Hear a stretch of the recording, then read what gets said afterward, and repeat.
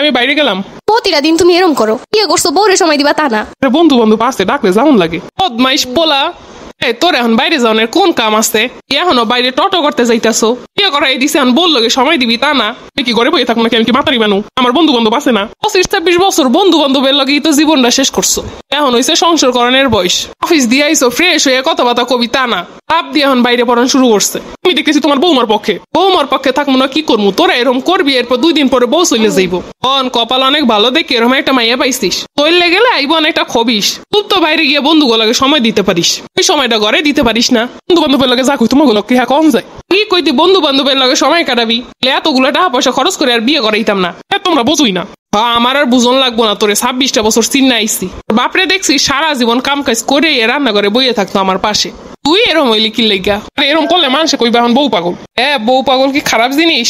হইছে তো তোমার শান্তি এইবার। আমি কি করলাম? আমি কিছু কইছি তোমারে? এটাই তো চাইছিলাম। তোমার আমার সময় দেওয়া লাগবে না, তুমি যাও বন্ধু বান্ধবের লাগে আড্ডা দাও। দেখ ভালোই লাগে না কিছু। আম্মা আমের পোলা নাকি কিছুই ভালো লাগে না। কচু তরকারি রান্না করতেছি, খাইলে ভালো লাগবো অনেক। সইলে আমার এটাই কইব কেমন একটা বউ। তোমার আম্মাই কইছে তুমি যদি আমার লাগে খ্যাস করো, আমার যদি কথা না শোনো তার কাছে কইতে। আমার কোনো স্বাধীনতাই নেই এই বাড়িতে। আইস না বাড়িতে, যা বন্ধু বান্ধবের লাগে থাইস। সব জায়গায় দেখছি মাথায় পোলার পক্ষে, আর তুমি দিদি বউর পক্ষে। এরকম করে তুমি আমার বাসায় রাখতে পারলেও আমার মন পাবা না। কোনোটাই লাগবো না। হুনো সরি। যাও তুমি যেখানে যাবা যাও। আরে সরি তো হুনো, চল আমরা লুডু খেলি। থাকবো না। আজকে তো বিবাহ বার্ষিকী। শোন খোকা, বাজারে গিয়ে একটা ভালো দেখে শাড়ি নিয়ে আইতো। আম্মা তোমারে না 1 মাস আগে কিনে দিলাম কতগুলো শাড়ি। আরে আমার লাগে না, বৌমার লাগে একটা সুন্দর দেখে শাড়ি লয়ে আয়। এ মাসে আমার হাতে আর 1 পয়সাও নাই। আর আমার কাছে কিছু জমানো টাকা আছে, ডিম বিক্রি করছিলাম মুরগির। আম্মা তোমার ওই টাকা দিয়ে এখন শাড়ি কিনবো, তার থেকে ওই টাকা তোমার কাছে থাক, আমি পরে যখন বেতন পাবো তখন আইনে দিব। আরে দূর, তোর মাথার ভিতরে কিছু আছে নাকি? কিছু মনে রাখতে পারিস না? আজকে যে বিবাহ বার্ষিকী। আজকে বিবাহ বার্ষিকী? ও তা তো ভুলে গেছিলাম।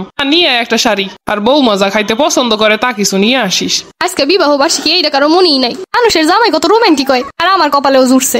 আজকে একটা বড় বোনাস পাইছি কোম্পানি থেকে। কি বোনাস রে? অফিসিয়াল কাজের পাশাপাশি একটা আউট কাজ করতাম, ওইটার লেগে লাখখানিক টাকা দিছে। ও তাইলে তো ভালাই। ভাবতাছি টাকাগুলো দিয়ে কি করবো। ও না, আমি একটা কথা কই কামে লাগবো।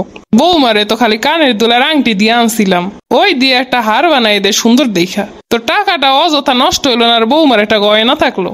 আমি আরো ভাবলাম আমার যে বাইকটা ওইটা পুরাতন হয়ে গেছে, নতুন মডেলের একটা কিনবো, ওইটা বিক্রি করে এই টাকা মিলে এইটা আছে, ওইটাই তো ব্যস্ত মন চাইতেছে আমার। খালি অফিসে যাওয়া লাগে দেখে কিছু কইতাছি না। এখন আবার নতুন মডেল কেনা লাগবো। এখন তো দেখে আমার শখের কোনো মূল্যই নেই। তোর শখ আমরা কম পূরণ করি না, এখন যার দায়িত্ব নিছো তার শখটাকে পূরণ কর। মাইয়েরা ছোট থেকে ওর বাপ মার কাছে বড় হয়ে আইসা আমাগো কাছে, এখন যদি ওর শখ আল্লাহ আমরা পূরণ না করি, ও তাইলে আমাকে ভালো জানবো কেমনে, আমাকে আপন করবো কেমনে? অন্তত তোমার মতো শাশুড়ি যেন ঘরে ঘরে হয়, তাহলে বৌমা শাশুড়ির মধ্যে কোনোদিন যুদ্ধ বাঁধবো না। এদের কাছে আমার বউয়ের কোনো দামই নেই, সারাক্ষণ খালি মোবাইল। সারাক্ষণ এত মোবাইলের মধ্যে কি? আরে এখন খালি মোবাইল। দ্বারা তোর মোবাইল দেখাইতাছি। আমার কাছে মোবাইলটা দেখি তো তোকে মোবাইলটা এত কি থাই? আঙ্গা দিন টিপাও মন ভরে না তোগো। ততক্ষণ ঘরে থাকবি, ততক্ষণ মোবাইলটি টিপি, এইটা কেমন কথা? তোমরা যা শুরু করছো ঘরে দেখি থাকতে দিবা না। আর তুই যা শুরু করছো তাতে তো ঘরে আসো না বাইরে আসো বোঝার কোনো উপায় নেই।